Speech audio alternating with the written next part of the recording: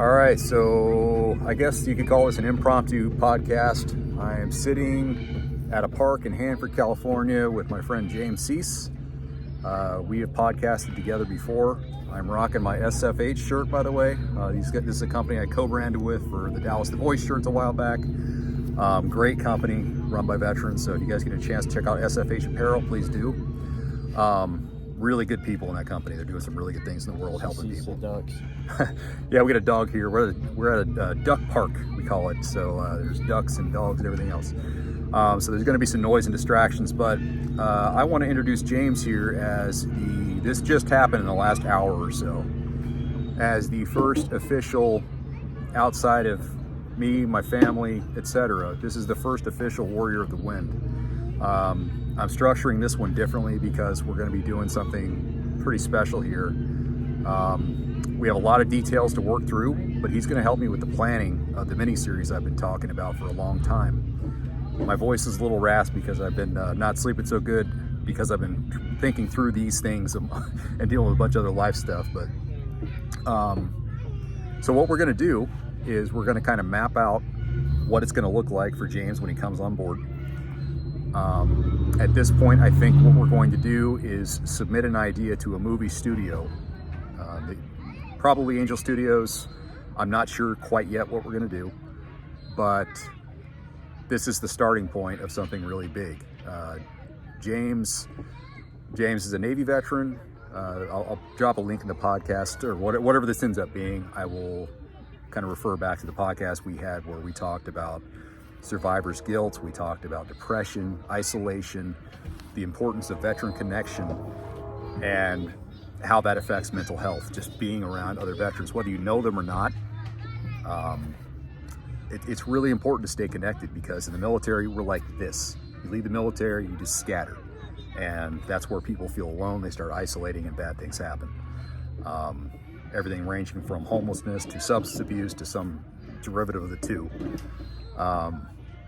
So what this is us talking through the planning of the mini-series. I'm really excited about what's happening right now.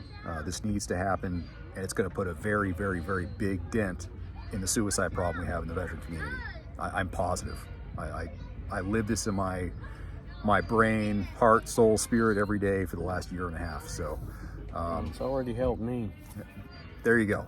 And we're going to podcast it. This is our second podcast, if that's what this ends up being. Right now, it's just a video on a cell phone. So you're doing a whole lot better. This is where you start, sharing what Yeah. So, definitely, I come out of my depression more. When Dallas met me, I was using the walker to get around. It's brought me out of my depression.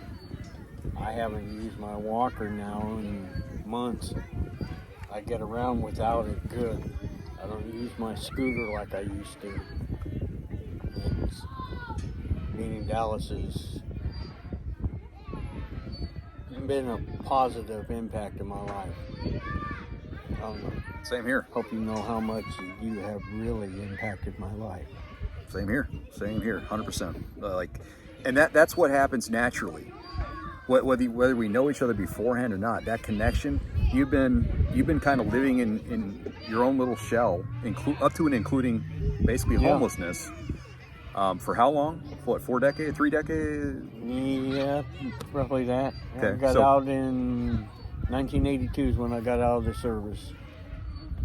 I've been dealing with what happened,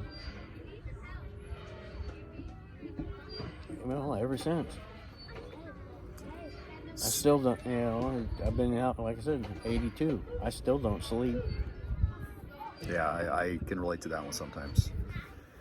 So, the purpose of Warriors of the Wind is veteran connection, veteran communication, bringing us out of our shells, because we are trained to bury our emotions.